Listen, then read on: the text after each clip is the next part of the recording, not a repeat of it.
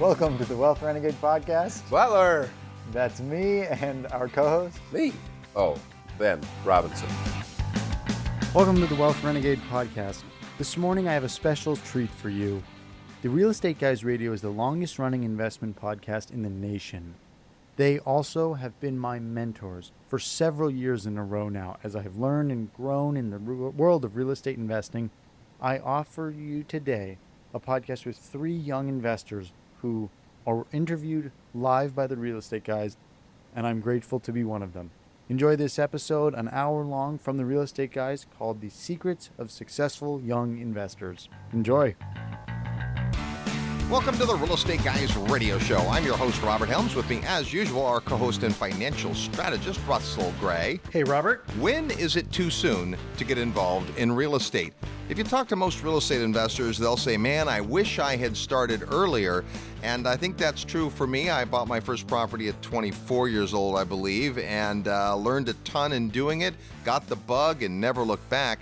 But I often wonder, man, what if I had bought that first property at 20 or 21? How old were you, Russ, when you bought your first house? I think it was 19, maybe 18, but I was like right out of the chute. Yeah, and boy, you can compound so much when you start young.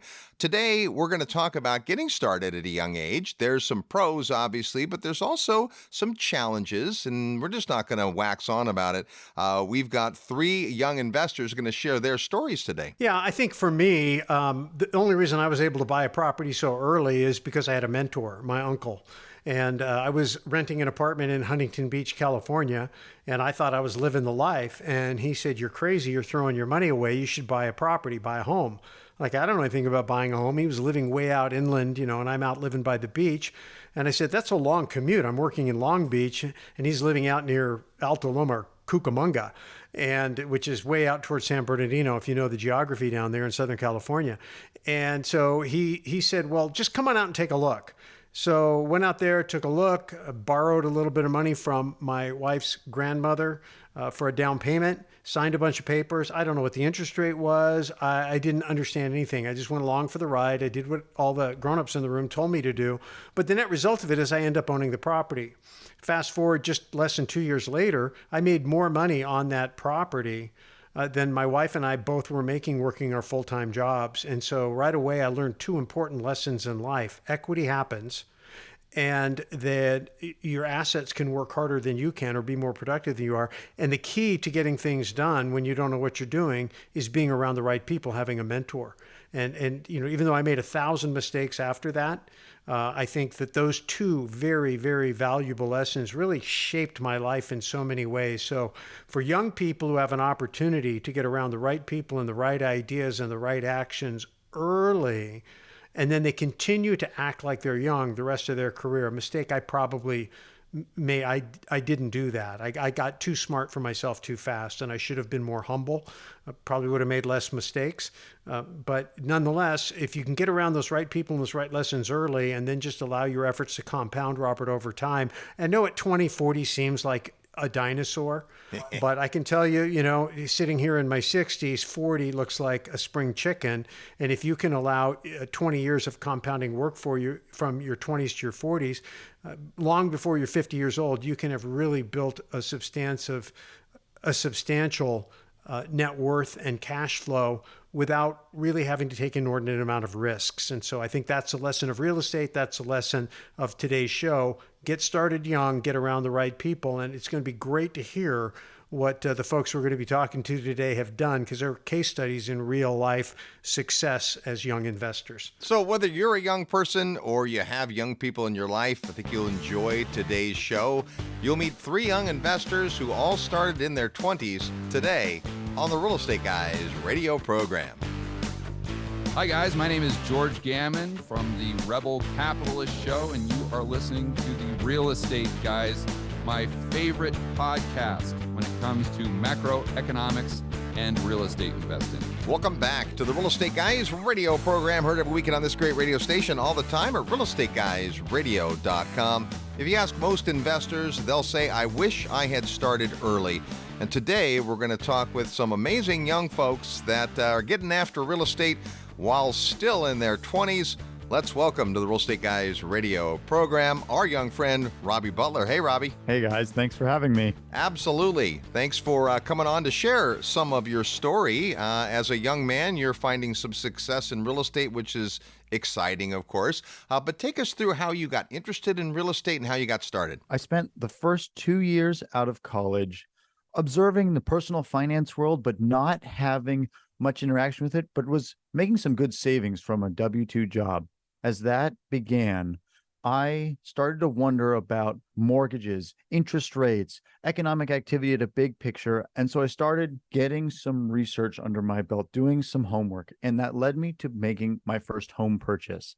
That home purchase was, although I didn't know it at the time, creatively financed in a way that led me into a whole new world. And so that experience of getting a little bit of creativity into a deal suddenly made me so excited about real estate.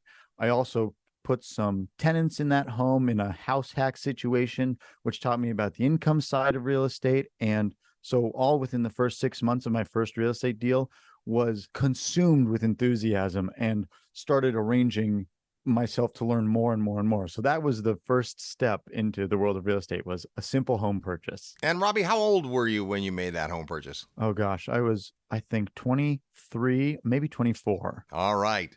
I bought my first property at 24 and wished I'd started at 20, but good job. Now, once you get a little taste, right, and you got tenants and they're making payments and so forth, you started to get more enamored of real estate, but you're also a pretty strategic guy. Take us through kind of what the next evolution looked like in your real estate investing path. That's a great question. So I started to think ahead, and there's a great book out there called Your Next 5 Moves. And I started to think, all right, most people love real estate and they buy a whole bunch of homes. Well, you begin to hit the 10 property limit where Fannie and Freddie won't finance you any longer for properties. And so I said, well, there's a natural ceiling there. I don't want to hit that ceiling. Then I started to look and go, okay, well, what other ceilings can I avoid? And what is the business plan for real estate where you can avoid as many ceilings as possible? So I was pondering that question and coming up with no answers. My career at the time was a professional fundraiser, loved my job, but was doing this real estate evenings and weekends. And one day an email hit my inbox from the real estate guys that said, the world of syndication awaits you. You can raise money to do real estate deals. I ignored it for like 3 months. And then one day it hit me. I'm literally raising money during the day and doing real estate in the evenings. Why wouldn't I put these two things together? So I attended that event, and suddenly a business plan was laid out for me that made so much sense. And I started working on that business plan with a strong degree of focus. And that was probably only a year after that first home purchase. Well, that's a fascinating story because most folks who buy a house and decide maybe I'll buy another one, and they live below their means and they save and they get themselves to where they can qualify. They probably don't think about being Fannie and Freddie'd out at the start, but they get to that point and then they have to search for something else. But in your case, you already had been in the fundraising side of the world, not for real estate investments, but that gave you kind of a chip in the game that a lot of folks don't have. That's right. And where I began using that, kind of tying those two ideas together of my professional background and my real estate background, was simply calling investors and listening to what they were working on. That was so much fun because now it had the entrepreneurial side to it that up to that point in my life, I hadn't tasted. Though I knew it was out there, I hadn't tasted it. From those observations, talking to those investors, I started to realize as well, I need to get some more experience here. Again, I'd attended an event or two. I'd grown more enthusiastic about real estate, but I started purchasing apartments in my own account. So kind of left that alone for a little bit. And buying those apartments was probably the hardest thing I've ever done from a transactional standpoint to this point.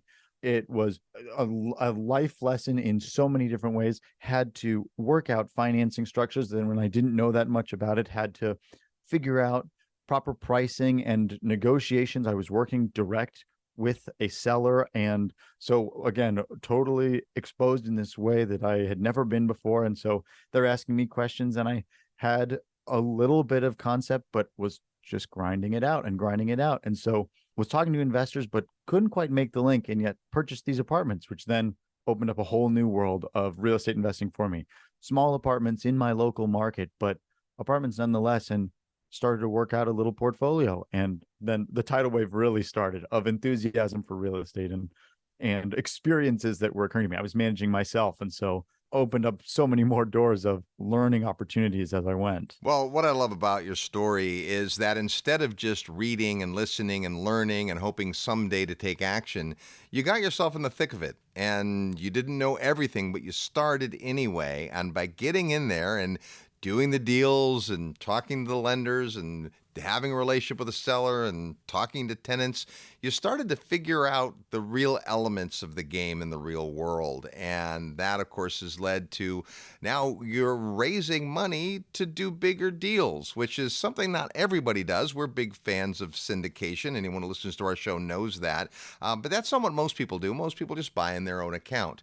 What was it that inspired you to want to do bigger deals and use other people's money? It was the love for the unselfish element that I knew I wanted to build into a business practice that drew me towards it fully. It made sense economically. It made sense from a business standpoint, but I knew people are reaching out to me. They're interested in my progress. They like hearing about what's going on. Wouldn't it be smart to be able to include them in a very practical, tangible way?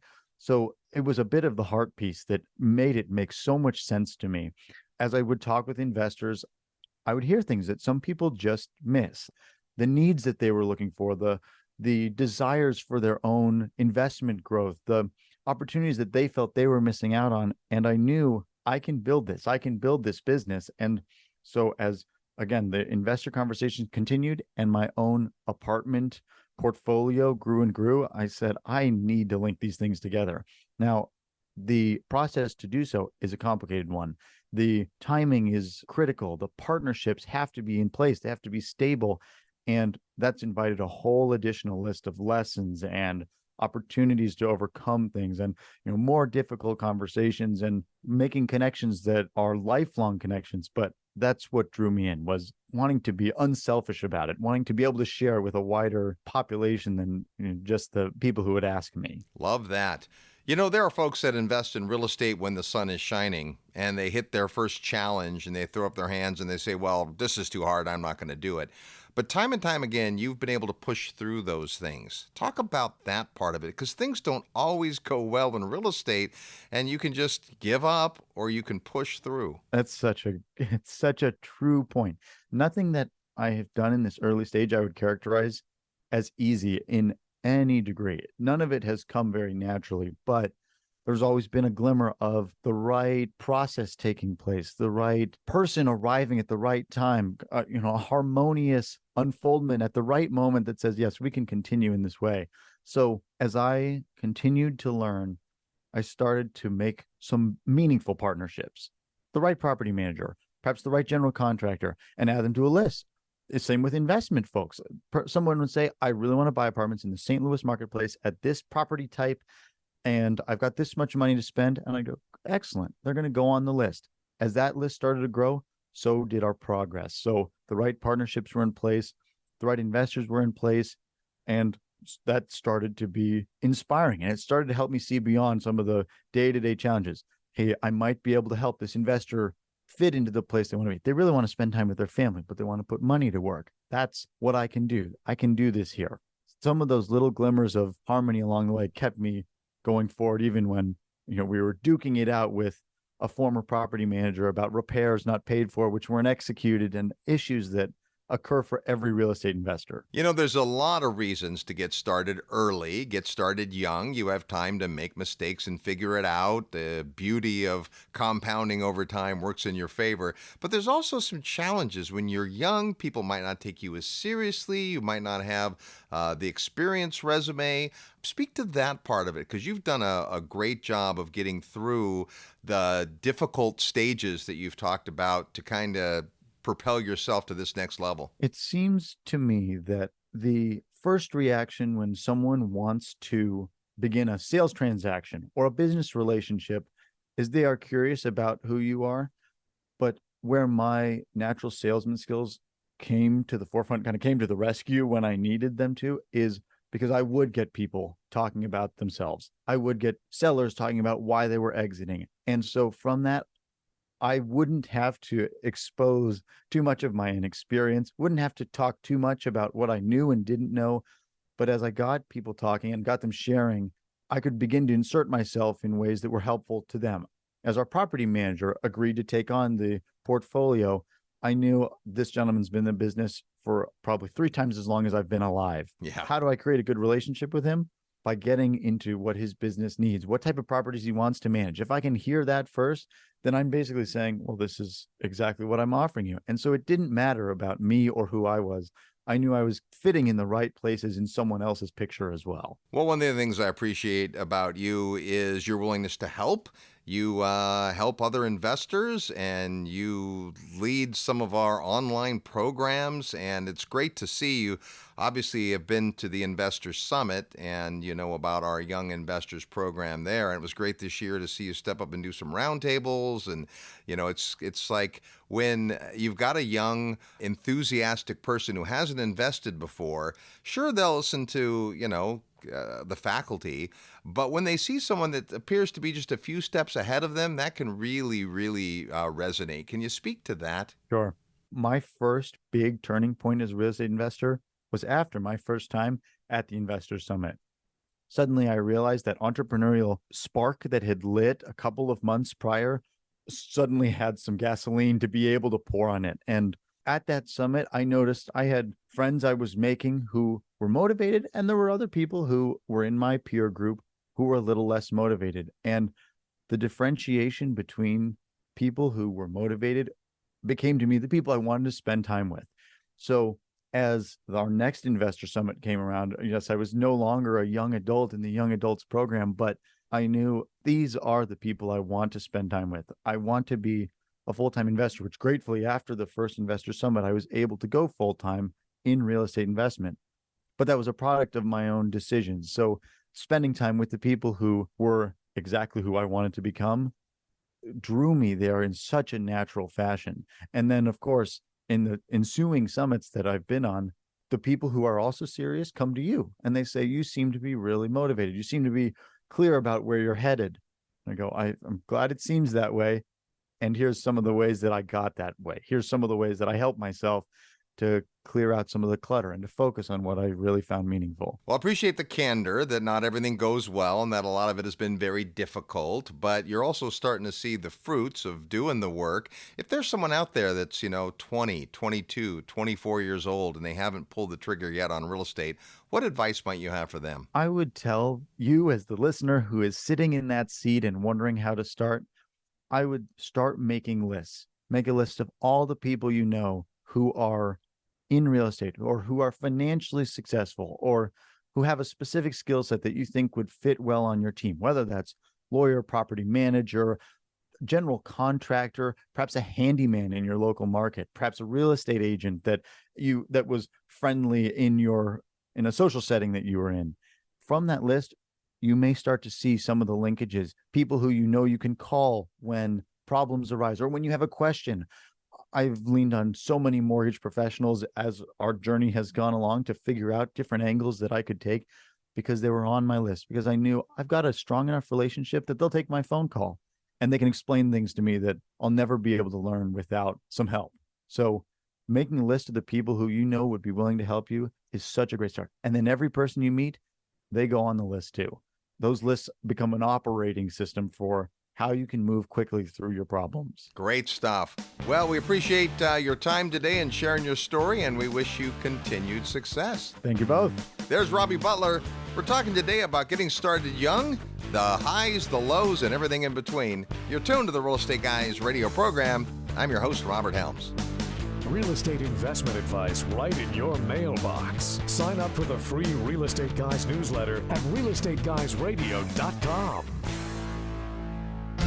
Hey, this is Brad Sumrock, and I'm super excited to share with you about our 6th annual Apartment Investor National Conference, AIM-NatCon. This is the 6th year we've done this event, and in the past we've had world-class speakers like Robert Kiyosaki, Grant Cardone, Jesse Itzler, Ed Milet, And this year, it's going to be so many great speakers. We already have some lined up. It's going to be an outstanding event, whether you're new to apartments, already syndicating large deals, already have a successful business. If you want to learn how to make more money and pay less taxes with apartment investing, this is the event for you. Join the Apartment King, Brad Sumrock, and our rock star lineup of speakers at the 6th Annual Apartment Investor Mastery National Conference, AIM-NatCon 2023. It happens in Dallas, Texas, August 25th through 27th, and you get all the details by sending an email to aimnatcon@realestateguysradio.com.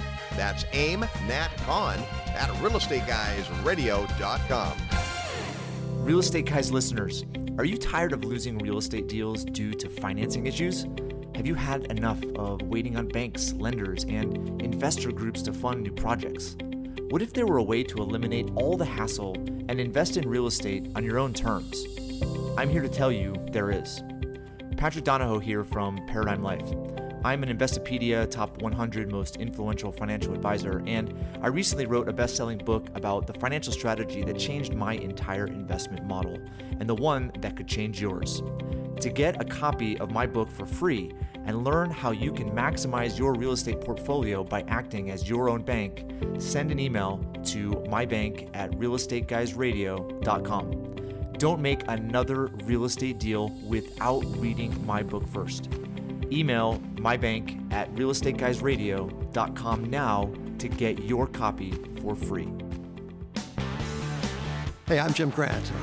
I'm the editor and indeed the founder of Grant's Interest Rate Observer, and you, ladies and gentlemen, you lucky people, are listening to the Real Estate Guys. Welcome back to the Real Estate Guys radio program. Thanks for tuning into the show. Hey, join us for the 49th Annual New Orleans Investment Conference. Takes place in early November. It's going to be outstanding. You can get all the details as well as an invitation to the Real Estate Guys private party if you'll send an email to neworleans@realestateguysradio.com. The future belongs to the young, and the earlier you get started in real estate, the more impact you can have. Today we're talking to some fabulous young folks who are seeing success in real estate investing. Please welcome to the Real Estate Guys radio program our young friend Travis Godon. Hey, Travis. Hey, Robert. Thanks for having me. Well, thanks for agreeing to be on the program, Travis. You are an extraordinary young man, and you've been hanging around the Real Estate Guys for a while. How old were you when you first came to a Real Estate Guys event? Do you remember? I believe I was 22. All right. Well, awesome. It's been great to see your success over the years. You know, a lot of people, when they approach real estate at a young age, they are interested, they're enthusiastic, they want to be involved, but they have this kind of self-doubt. Maybe I'm too young. Maybe I don't have enough working for me. Maybe I don't have enough money. I don't have enough connections. I don't have credibility. Talk about when you were getting started, just overcoming some of those mental hurdles, if you will. Yeah, absolutely, Robert. So, I kind of just have always been an entrepreneur, if you will. You know, started 8, 9, 10 years old, mowing lawns and just working all the time on the weekends and stuff. And summer as a kid, and born and raised at a ranch and agriculture family. So, learned a lot of good work ethic there. Kind of just taught me how to work and get creative on getting things done. So a lot of the overcoming for me was, you just put your head down and get to work. And that's kind of just how I started. And over the years, one thing led to another, and just always expanding and growing your network was probably and is the biggest part of that. One of the things I appreciate about you, Travis, is you just continue to show up. I see you at our events. I see you at other events. You get out into the world. Talk about that, because I think a lot of young investors think they can accomplish it by just staying home, reading books, listening to podcasts. But you actually get out in the world quite a bit. Yeah, absolutely. Yeah. One of the sayings I like is, strangers have everything you want. We're always taught as kids and stuff, stranger danger, but that's farther from the truth. You have to get out and meet people and, make sure they align with your values, of course, but just getting out and showing up. I mean, that's how you get anything done. Nobody ever did anything by themselves. You need a team and you need a network, and that's the most powerful ingredient. Love that. Well, hey, let's talk about what you do in real estate because it's kind of unique, but you've got an interesting primary focus. Share with the listeners what that is and how you got into it. Yeah, absolutely. So my primary kind of core asset or focus is ground leases underneath large utility scale solar farms installations. Just got into that once again, kind of by chance. My first business in high school and college was trucking and primarily hauling water for construction and drilling and different types of jobs like that. Started getting contracts for solar farms and whatnot as they were starting to build them out here in Nevada, and just kind of through that door is how I transitioned into that niche type of real estate. And once again, just met the right folks and came along, and yeah, it just ended up being my thing, and got into that about 2016, and still hard at it today. Starting a business in your early 20s is not easy. It's not easy at any time, but you had perseverance and you figured it out. You got around the right people. You got mentors. Travis, talk about getting to the next level once you've got the bases covered and now you're looking to expand, to scale your business. Take us through that part of your journey. Yeah, absolutely. I think it's just comes back to where you can fit into, somebody's kind of their own, somebody that's up the ladder a few rungs from you, how you can bring value to them with what you have. And that's exactly what I did. Happened to, meet a gentleman that had significant land holdings and said, hey, let's partner up in a fashion, and I can bring the solar companies, and, he has the land, and, has made a great partnership. And have done that in multiple ways across different deals and whatnot. So I think it's all, as far as scaling and whatnot, is just finding someone that has what you need, but making sure that you can bring them something they need, and that's kind of the most critical piece for able to scale. I think it's a lot easier to latch on to something that somebody's already got going and all the bugs worked out, and you could just kind of come alongside rather than trying to start your own whole thing, which talented people can do it, but you definitely can take a faster path if you can find that alignment. Well, I love the part about figuring out a way to add value. That's critical, especially when you're a young guy. People make whatever judgment calls. They think maybe you don't have the experience or you lack success. But I've watched you in several circumstances figure out how to add value, how to bring more than you get. And it's refreshing when a seasoned investor looks at a young man and says, wow, this guy really has something to offer. Yeah. As more opportunities come my way, pinching myself, quite frankly, like, why would, somebody at that level, like, look at me? But people ask me that all the time. And I just, back to our premise of the conversation, just showing up and trying to be attentive and, show that you want to come up in the world and do it in the right way and ethical way. And at some point, people notice and doors will open you never thought could. Now, obviously, we're all in favor of folks starting at a young age, but let's face it, there are some hurdles when you're starting out. You probably don't have the ability to qualify for loans, at least not big loans.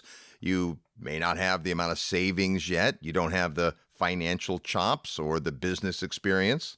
But Travis, you've figured out how to get around some of those hurdles. If there's a listener today that's maybe in their early 20s or a parent of a kid in their 20s listening, what would you say to someone who's just starting out? Yeah, I mean, I'd say, there's gonna, at least for me, there was a few years where it just, it was a hard go, like figuring out what do I want to do, what do I want to focus on, where can I find my place in the world was very, very difficult. And I've had that question asked several times, and what I tell those people is just try a bunch of stuff. That's kind of what I did. Just try a bunch of different things for 6 months, a year, whatever you think, and just try to get a flavor of a bunch of stuff. And you'll kind of mix and match and muddle your way through it. And that's kind of I know it's not the best advice, but that's kind of what I just had to do. It's not a fun process at all, but eventually you're kind of get into something and catch your rhythm, and away you go. But I think you just kind of have to make yourself go through the weeds a bit and come out the other side. No, that's great practical advice. And that's what we love to strive for is the real world stuff. You can put it all on the chalkboard and you can learn, what we call head knowledge. but then you got to get out and actually get in the world and try stuff out, find out what you like, find out what you're good at. You know, a few years ago, we tapped you to kind of help out with our Young Investor program. That's part of our Investor Summit. So once a year, as you know, you've been to the summit many times, we get together with a whole bunch of investors and an amazing faculty, and we decided we wanted to open it up to young folks. And the program is for people that are 18 to 25, and you're just slightly above that now. But since you'd been through the summit and we just kind of watched the way that you approached business and relationships with people, I thought you'd be an excellent candidate. And that's been a lot of fun to see. So talk about that, about really developing relationships and kind of a leadership role with other young entrepreneurs. Yeah, so the first real estate guys event I ever attended was the Summit at Sea Young Adult Program, and definitely the first time. I mean, you're just your mind is just so full, and you learn all these different things you never hear anywhere else. So definitely a life-changing experience, and then have been coming back every year since, and was honored for you guys to reach out and have me be a part of that. Going forward after being out of the program. And yeah, it's just a great, recommend, any young person that's, into investing or entrepreneurship or, just wanting to get ahead in general to come and check things out. And I don't think you'll be disappointed. And, a great spot to start or continue.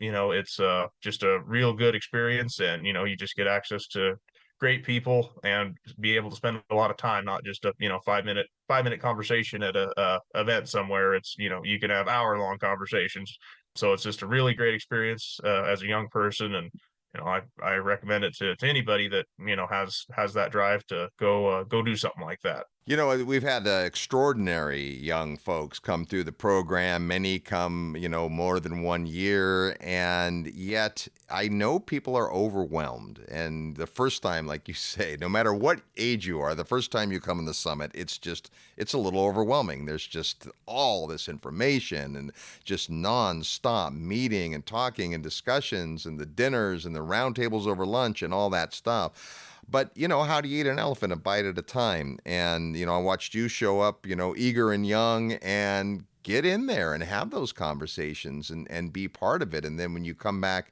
the second year, now you're kind of knowing what to expect. And before long, you're leading those discussions and so forth. So appreciate the work you've done there. It's just, a labor of love, if you will. But I know that when the young people come and they have someone like yourself who's been multiple times that they can relate to because, frankly, of your age. They look at us old guys and like, well, I can learn from these guys. But when they see evidence of success, someone who is just a few years ahead of them doing the thing, that's a huge way to learn. And I was amazed this year. We had Kenny McElroy, as you know, and both of his kids, Kyle and Cade, came, and they'd been on the summit several times.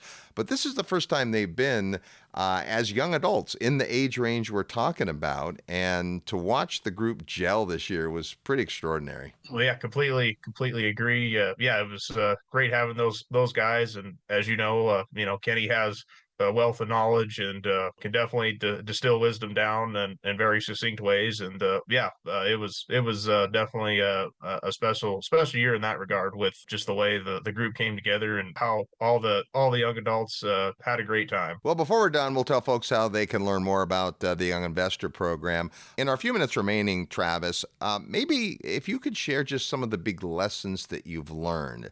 You've not been investing for decades and decades, but you really have collapsed timeframes. You've been able to accomplish a lot for someone who's not even 30 yet. But just along the way, what are some of the big takeaways, some of the big lessons that you've gleaned? Yeah, I think one of the bigger ones is as you go along, just align yourself with the leaders in the space, or some of the best names out there. That's really important. Make sure those people that you're getting advice from or even doing business with have long track records and good success. Number two, I would just kind of advise to just play full out, but also don't bet the ranch on anything, or make sure that you never have to do a deal, if that makes sense. That you always come at it from a logical standpoint and weigh the ups and downs, but try to keep those emotional strings in check, and just make sure you're coming at everything from a logical perspective as a young person, especially have your whole life to, do deals and, do different things. So, just make sure that you're doing stuff that aligns with you and, that you can build upon 10, 20, 30 years from now and have a lot of equity, if you will, built up into it, not just doing things that, satisfy a need for now, but aren't going to build you that foundation going forward. So I think those would be my kind of two pillars of advice is, just focus on aligning with good folks. And then, secondly, just doing good business and being prudent and just knowing you've got a lot of time to do a lot of deals and to not do something that's gonna set you back a long ways, that's gonna take you a long time to recover from. Those would be my two pieces of advice. All right, that is good stuff. Most investors wish they had started earlier. So today we're highlighting folks that started early, and it's never too late to get started in real estate. Travis, thanks so much for sharing with us today. Thanks for having me, Robert. There's our friend Travis Godon. We're talking today about the power in starting young and the possibilities for young investors. More when we come back. You're tuned to the Real Estate Guys radio program. I'm your host, Robert Helms. Need help with your real estate investment portfolio? Check out the resources page at realestateguysradio.com. As I speak, inflation is robbing you at a rate north of 10%. Last year, the number one zip code that Mid-South homebuyers offered income property to Real Estate Guys listeners in appreciated by 21%. To harness that spread and protect and grow your wealth in the current economic storm, you need the 2 decades of experience in renovation and management that Mid-South homebuyers brings to their investors. Every home Mid-South offers you will have brand new components, a new 30-year roof, and a high-quality renter, all in a price range under $150,000. Their empathetic property managers will use your ROI as their North Star, while the lack of repairs on their totally renovated properties contributes to their almost 4-year average renter stay and 99% occupancy rate. Learn about their lifetime occupancy guarantee and total 1-year maintenance guarantee by emailing midsouth@realestateguysradio.com. That's midsouth@realestateguysradio.com. You'll be glad you did. If you've been listening to the Real Estate Guys for a while, then you've heard about the legendary Investor Summit. Simply put, it's the highest level event we do, and the content, faculty, and attendees are amazing. If you're serious about taking your real estate investing to the next level, consider joining us. You'll spend more than a week with like-minded investors, world-class educators, and real-world professionals, and you'll have a blast. It all takes place next summer, so to get the details before they're released to the general public, send an email to summit@realestateguysradio.com with the subject Summit 2024. We'll add you to the advance notice list, and you'll be invited to spend a fun-filled week learning and networking with more than 25 class sessions and breakouts, plus small format roundtable discussions, great dinner conversations, and a ton of fun. Send an email to summit@realestateguysradio.com with the subject Summit 2024 and be among the first to get the details to join the Real Estate Guys and an all-star faculty on the 22nd Annual Investor Summit. Hey, this is Phil Collin from Def Leppard and Delta Deep. You're listening to the Real Estate Guys. Welcome back to the Real Estate Guys radio show. Thanks for tuning into the program. Hey, if you ever wanted to do bigger deals using other people's money, then come on out to the Secrets of Successful Syndication, our 2-day workshop on putting together bigger deals or investing alongside those deals. It happens October 6th and 7th in Dallas, Texas. All the details on the website at realestateguysradio.com. Under the tab that says Events, we're talking today about getting started early. We've got 3 amazing young investors on the program. Before we get back to those interviews, time to play Real Estate Trivia. That's your chance to win a prize by knowing today's Real Estate Trivia question.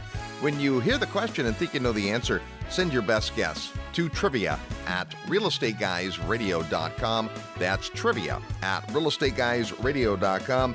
First person that gets it right gets an awesome book by our friend and Rich Dad advisor Garrett Sutton. He's an attorney, and the book's called How to Use Limited Liability Companies and Limited Partnerships. That can be yours if you know today's real estate trivia question. Last week on the program, we had our short-term rental panel recorded live from our Investors Summit over the summer, and we asked this: which country boasts the highest occupancy for short-term rentals in 2022? Well, the answer is Luxembourg. According to Airbnb, Europe is responsible for almost half of the world's tourist arrivals, and the country with the highest occupancy rate is Luxembourg at 73%. Here's our real estate trivia question for this week. Star Wars fans have the opportunity to spend the night in Luke Skywalker's boyhood home as depicted in Episode 4, the first Star Wars movie. In the film, it's depicted as a moisture farm on Tatooine, but it's actually located here on Earth. Where is it? Yeah, the home where Luke Skywalker grew up. If you know where it is, or you just want to take a guess, send your best guess to trivia@realestateguysradio.com. Trivia@realestateguysradio.com. The first person that gets it right gets this awesome book from Garrett Sutton called How to Use Limited Liability Companies and Limited Partnerships. That's today's real estate trivia question. We're talking today about getting started at a young age. We look back and say, man, if I'd only started earlier. And our final guest today is a gentleman who started investing in his 20s. Welcome back to the Real Estate Guys radio program, the amazing Sep Bekam. Hey, Sep. Hey, guys. Great to see you. Well, good to have you on the program when we're not talking about Halloween horror stories. You hold the record of having the most Halloween horror stories, but part of that's because you do a lot of deals. But before we get to where you're at today, Sep, take us back to the beginning. You started as a young engineer, you got the real estate bug, and you bought your first property while you were still in your 20s. How did that come about? What got you into the business, and how did it go? Yeah, back then, I was working as a full-time engineer and going for school for my master's. Got the real estate bug, and I thought, hey, if I could just buy one rental property a year, that'll take me to financial freedom. Pretty quickly after I bought my first 2 turnkey properties, quote unquote, that weren't actually turnkey, I attended your guys' Secrets of Successful Syndication seminar, and it changed my life. Because then I realized, well, instead of just buying one property per year with my own money, I can buy more deals and maybe get less of the piece of the pie, but can buy it with other investors, help them hedge against inflation, help myself hedge against inflation, and everyone wins from that. But just the mindset shift, it's still kind of fresh in my memory. Like I thought very differently back then compared to today. I've spent a lot of time with you guys, attending the live events, listening to all the podcasts, and just this whole notion that everyone needs to win, right, and not just make it win-lose. That really has helped make it a much more enjoyable and scalable operation. Like at the beginning, I would look at the brokers, and there was a funny experience one time at the second syndication seminar. You brought me up on stage and you said, Seth, tell us about the syndication you did. And like, well, I bought some deals. And you said, what are you working on now? And I got a couple deals on a contract. I may or may not close on these deals. But the cool thing is, even if you don't close on a deal, you can take pictures, you can go back, you can share that deal with your investors and say, this is what I learned from it. Right. And I thought that was a good way to create content, just by getting deals on a contract and not closing them. So I go sit down on my seat afterwards, and you brought Kim McElroy up right afterwards. And Kenny on stage said, there's a syndicator that went before me, and he shared some advice about, just getting deals on a contract, not closing. And I'll tell you, if you do that, your reputation will precede you. You have one reputation, and you have to guard that. Brokers aren't going to want to work with people who don't close. Like, they need to get paid, they need to get fed, and you guys talk about that too. And it was a very different mindset. Like, some people want to go and become a broker so they can save on the commission, and you guys really teach like thinking about in terms of a business, and valuing the relationships, and seeing the counterparty risk, right? Like, I don't need to have a real estate license. I don't need to have an MBA. I just need to make sure I can find the best people to serve the customer that I'm serving in this particular market or investment. And that's been a game changer. Well, Sep, you bring up a really great point, especially for young people listening, that your perspective and your experience and your wisdom changes with every deal you do. You looked at it a way back then. And as an engineer, you think about, okay, what's going to be the least expensive way? And I'm going to get bids and just all the things that people do. And you might say, well, gosh, I could quote unquote save some money by not using a real estate broker. But we know how that usually turns out. And in reality, we've watched you go from a one-man band to really scaling and doing bigger deals, tons of deals, hundreds and hundreds of properties. And part of that is this mind shift change. And I think, unfortunately, for whatever reason, when people are young, they discount their ability. they think, well, I don't have what it takes, and there's people that are, older than me and more experienced, but you proved that you can come along, start. You didn't just learn, you didn't just read and go to classes and listen to podcasts. You actually did buy properties in Texas and took that experience and learned from it.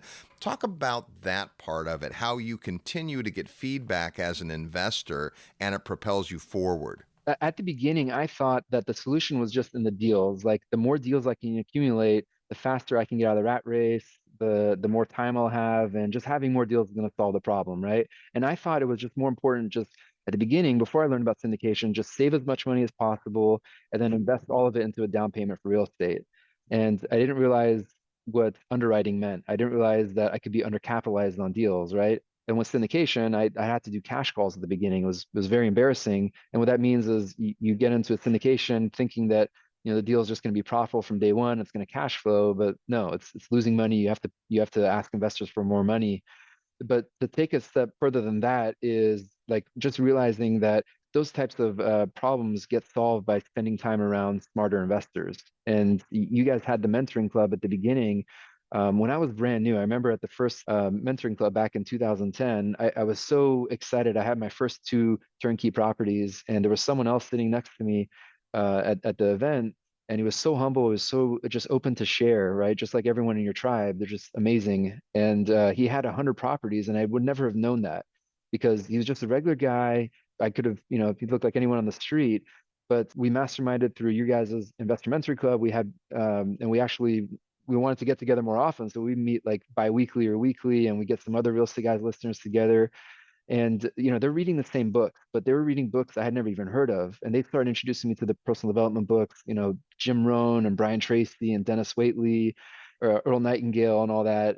And of course, Kiyosaki, which I was had the bug for. But I realized that just getting around them and the mindset changed everything. Like the time frames collapsed much faster than just making it all about the deals. Because the problem with making it all around the deals is we get so focused in the minutia, and we can kind of have our head down and we don't see the bigger picture. Like getting around other investors who have been through the recessions, or getting around other investors who have lost money before, who have seen market cycles, helps us, if we're open to it, we can learn from them so we don't have to make those same mistakes. But also, like, Simon Black had mentioned at one of you guys' previous summits, add a zero to your thinking, right? I realized I was thinking way too small by just the old mindset, but by learning from those other investors, I was able to add zero and more than 1 0 to the portfolio. Well, and that's really such a good point. You do have to get around folks that are really doing it, and there's opportunity to do that if you're interested, if you're eager, and if you're humble. And you talked about humility. I think it's something we see in most successful folks. Here's the reality. There are going to be problems. There are going to be challenges. Things aren't always going to go as planned or as scripted. It's kind of why you've been on Halloween Horror Stories a few times, because stuff happens. It's not what happens to you.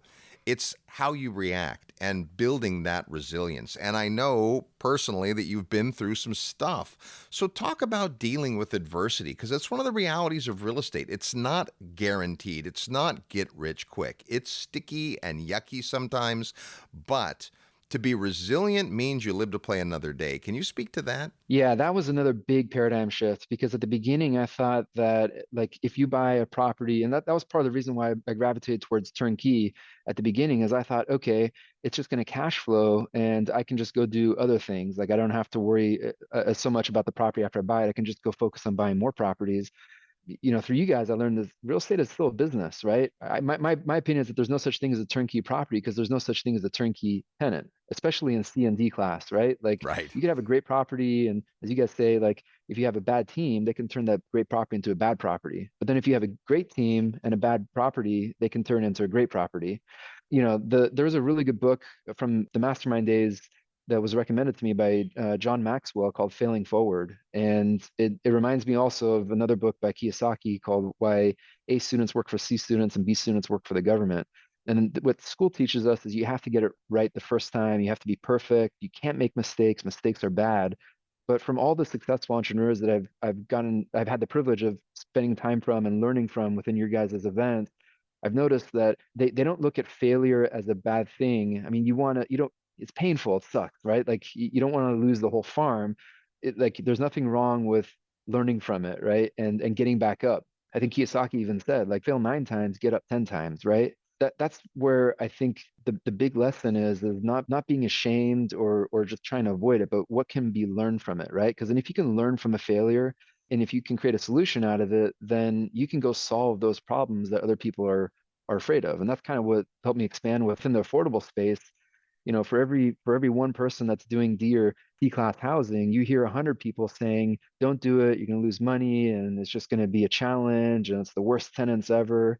Like, okay, well then that's more opportunity for us and our teams that can actually go and solve it. We still make mistakes, still learn from it, but there's a need for that, and there's even a greater need for that nowadays with inflation, where it is right now. It's an amazing benefit that I didn't get until actually like rubbing shoulders with other more successful people who were much further along than I was from your guys' events. Now, Sep, when you started, you were a full-time professional and you were pursuing your education and you were investing on the side. And that's how a lot of people start. They buy a property and, the younger you can buy your first property, the better, right? Compound interest and all that stuff, plus just the leverage of relationships that happen. Fast forward to today and you're a full-time real estate professional. You raise money. You mentioned syndication a few times. Folks that listen to our show and that we're big fans of putting together deals that are syndicates. There are several people who come together with capital to do these bigger deals. But specifically, you were out raising capital at a pretty young age. And so you would commonly be talking to someone in their 40s, 50s, 60s, or 70s about investing when you're in your 20s and 30s. Talk about that part of the business, because we believe syndication is one of the greatest business opportunities there is. But I know people have this fear that, well, maybe I'm too young to do it. Right. I've learned that most people want the benefit of real estate, but they don't want the late nights that come with it. They don't want because it's not for a lot of people, it's not easy to find deal flow. It's not easy to assemble great teams. Finding contractors that are great is very different than finding just a contractor, right? Same thing with property managers, whatever it be.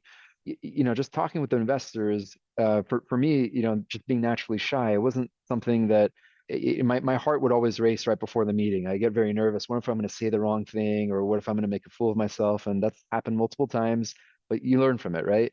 Rest of the sales training has been, phenomenal as far as like being able to help me realize that it's not about what I want and my fears and my goals. It's about, okay, I'm going to be a great listener, and I'm going to make it about being a problem solver. I'm going to genuinely care about listening to what it is that the investor wants, what are their needs, and how can I help them? And maybe it's not even my deal. Maybe I just need to connect them with someone.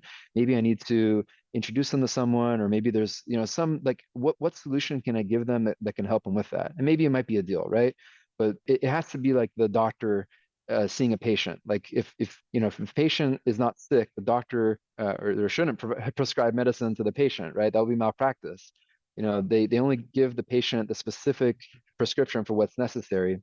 Fast forward, for the types of properties that we do, they're more challenging, right? Like we buy a lot of properties, frankly, from slumlords. We buy properties from distressed sellers and they're don't wanters. So they have a pain point. Like they either have a tenant that's not paying rent for weeks, for months, for years, and they want to get out, right? So when we buy those properties, we basically treat those sellers like investors. I stay in touch with them. I send them the before and after pictures of the renovations. Same thing I would do with the investors, like, hey, how can I help? Just genuinely care about them. When the property is all done, a lot of times they'll say, I had no idea that the house would ever look like that or could look like that.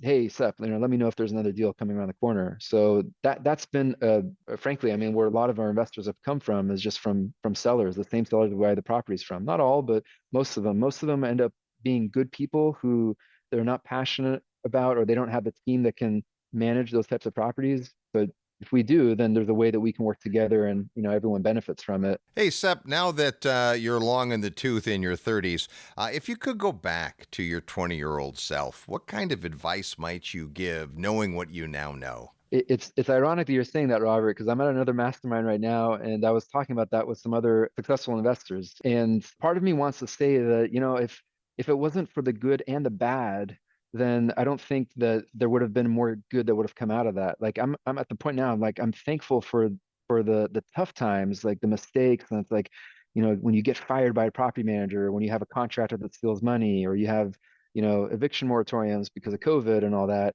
it makes you a better investor. You become more resilient, right? And you don't want to become too pessimistic about it, but it's just good things can come out of the pain, right? And as the saying goes, no pain, no gain when it comes to like weightlifting and all.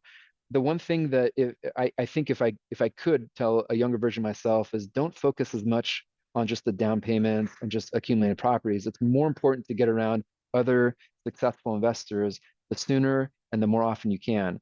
Because I've realized, I mean, your guys' tribe is like world class, right? I've gone to a lot of real estate events, and there's a lot of other great, real estate conferences and podcasts. But what I like about your guys' tribe at any of the events, if it's the goals retreat, if it's a summit, if it's a syndication seminar, is you tend to see more abundant-minded investors there. And as Russ has said, successful people, like rich people, tend to be more curious, and they tend to be more willing to help and share. And like if you ask them for a book recommendation, chances are they're going to share, this is the book that you should read. Or if you need help with something, you want to be respectful of their time, right? But if it's at a conference and you buy them a beer, then they're more inclined to help out with that. I tell my younger self, like, just put that, maybe instead of buying like that second or third house, like put some of that and allocate that towards investing in high quality masterminds or conferences. The good thing that comes out of it is that the conferences and masterminds are so good, you get addicted to it. So then it forces you to go and want to do more deals afterwards so you can keep going. All right. Good stuff. Well, Sepp, we appreciate those kind words and sharing your wisdom with us today. That's Sepp Bekam from Bekam Investment Group. If you want to meet Sepp, come on out to a Real Estate Guys event because he's at most of them. Appreciate you. Thanks, Sepp. Thanks, guys. You're tuned to the Real Estate Guys radio program. Before we come back, I'm your host, Robert Helms. Live nationwide, you're listening to the Real Estate Guys. Find out more at realestateguysradio.com.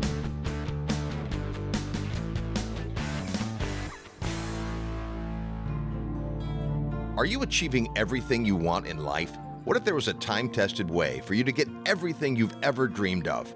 The most successful people in life set goals and keep themselves accountable. But how? The good news is that it's not rocket science. You too can learn the skills and unleash the motivation that will create success in your life. Hi, this is Robert Helms, and I'd like to personally invite you to attend Create Your Future, the 2024 Goals Retreat, January 12th to 14th in Dallas, Texas.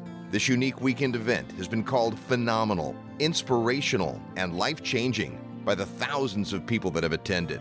Hear from some of them and find out more at goalsretreat.com. Get your life back on track, physically, spiritually, and financially.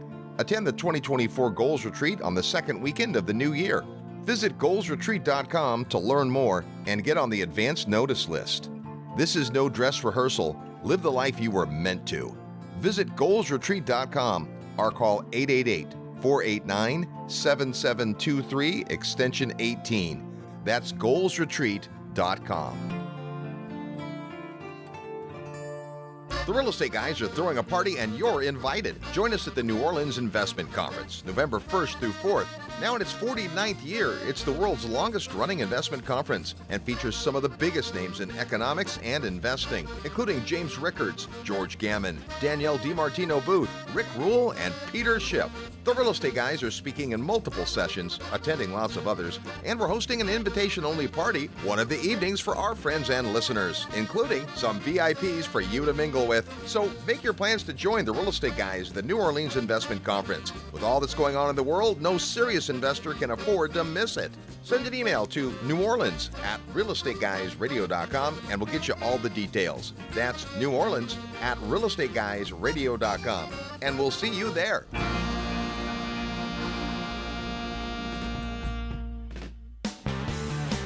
Hi, this is Sam Freshman, author of Principles of Real Estate Syndication, and you're listening to the Real Estate Guys. Welcome back to the Real Estate Guys radio program. Thanks for tuning into the show. Hey, if you're interested in getting to the next level in real estate and you want to raise some capital like some of our guests today have, then come on out to the Secrets of Successful Syndication. It's our 2-day course on learning to either invest with other folks or to find those investors and doing bigger deals together. Happens in early October in Dallas, Texas. All the details, just send an email to syndication@realestateguysradio.com. Well, I don't know about you, Russ, but I feel enthused when I talk to young people, and we've had some superstars today. Yeah, it's fantastic. It kind of makes me feel bad about myself because I look at how smart they are and how young they are and how much I'm learning from them. But I just think it goes to show you that it doesn't really matter how old you are, that there's always an opportunity if you're curious, if you're humble. And then when you get around people who are successful, my experience has been they're largely pretty generous. And so a young person can take advantage of the fact that people who have accomplished some things in life tend to be willing to share. These guys are already successful or becoming well on their way to becoming successful and thinking that way, sharing their best ideas. I think there were some common themes there that are worthy of paying attention to. I think one of the things that I heard come out regularly was the importance of getting around the right people, getting in the right rooms, putting good ideas in your mind. We say all the time, what you think and believe affects what you do affects the results you produce. And so if you're around people that saying it can't be done, or it's too hard, or I don't know how to do it, or it's the system's rigged and you can't make it, and you need somebody to come along and do it for you or help you, then you're not really getting the message of what these guys are saying, which is, hey, it's not easy, it's a lot of work, but if you get around the right people, you get the right ideas, you're willing to make mistakes and learn from those mistakes and keep trying, you can totally get there. And then once you get to the point where you've learned some valuable lessons, including getting around more of the right people, you can start to share the things that you've learned to become value. When you see somebody in their 20s or 30s adding a lot of value to investors that are in their 40s and 50s and have accumulated some wealth and are trying to bring that ship in for a landing in terms of their retirement. They want to use real estate to do it, but they don't know how to do it. They don't want to go back and be 20 or 30. They don't want to go back and do that work. But these guys like Sepp that are coming along and helping investors put their capital to work through the syndication concept is fantastic. But whether you do it in your own account or whether you do it, help other people do it, the point is that getting around the right people, the right ideas, and continuing to learn from the mistakes you make and not be afraid of the adversity, that's really the secret to success, as far as I can tell, listening to what these guys have to say. Well, and they're all guys that show up, right? They come to events, our events, other people's events. They listen, they're students. And I think you hit on another important thing. They're humble. And when you're young and you have some success, it's not always easy to stay humble. We see that out there in the world, these young stars that either are great at a sport or music or acting, and all of a sudden they've got all this money. It doesn't always go well. And when someone's from humble beginnings and they can keep that humility through the ups and downs of real estate, it's extraordinary. One of our favorite things is to pour into young people, and several years ago we started our Young Investor Program, which is part of our annual Investor Summit. We carve out spots for about 30 young adults, ages 18 to 25. They pay a tuition, but it's less than the actual cost of the event. It's far less than the public price of the event because we want to seed the room with some of these amazing young people. And I'll tell you, over the years, it's been absolutely amazing to meet some of these inspired young folks. Well, and I think one of the things that young people don't realize is the value they add to older people is their curiosity, is their enthusiasm, and even their problems. When they come in and they say, hey, I'm trying to solve this problem in my life, when an older person or a more experienced person, it's not necessarily age, right? You can be an older person that's inexperienced in investing and talk to a younger investor like these guys. And in terms of investing, they're more experienced than you are. But the point is, when you give somebody the opportunity to share from their experience or wisdom, it actually is very, very rewarding. And you add a lot of value simply by being somebody there with a lot of questions or even a lot of problems. And all three of these guys all came through listeners. They were listeners to the program. People out there, you listen to my voice right now and you're sitting out there. These are guys that were sitting right where you're sitting. And they were just seeking answers and they're trying to find good ideas. And we were one of many podcasts they were listening to. Not every podcaster or radio show gives you the opportunity to get in a room. We always try to make sure part of our program is creating rooms or inviting people to be part of rooms that we're going to be in or we know good people are going to be in. And you come in and get a chance to build those relationships. These guys took advantage of those things. And you hear us promote our events all the time. That's because every time we meet people like this and we see the impact that what we do makes in their lives, it's extremely rewarding for us, way beyond the money. But it's also really important in their development and then the opportunity for them to turn around and pay it forward, if you will. So if you're a young person out there and you get a chance to be in a room with these folks, you're not listening to, a couple of old guys. You're listening to young people that I hope you can relate to and get inspired by and believe, hey, if they can do it, I can do it too. And once you believe you can, you'll begin to take action. Once you begin to take action, you will. And that's where it starts to really get fun. We're about to open up registration for our 22nd annual Investor Summit. And if you're interested in that, you can still get on the advance notice list if by the time you hear this, maybe the registration will be open. But if you're a young person or you have a young person in your life and you think they could benefit from spending more than a week with successful investors and an amazing faculty, you can get them signed up to be part of the Young Investor Program. If you're a young person and you're thinking that, wow, I'd love to come, but even at the reduced rate, it's still a lot of money, which it is, we have a scholarship program. And you can get the details on that if you'll send an email to summit@realestateguysradio.com, summit@realestateguysradio.com, and just indicate in the email that you're interested in the Young Adult Scholarship Program. We'll let you know all about that. Big thanks to these folks who are sharing not only their great ideas, but their wisdom and experience. We can't wait to see what they do next.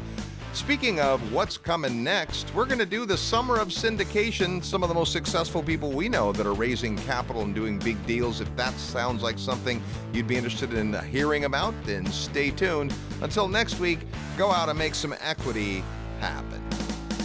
This episode of the Real Estate Guys radio show is brought to you by Paradigm Life. Powerful cash management strategies using life insurance. Learn more at beyourbank.com.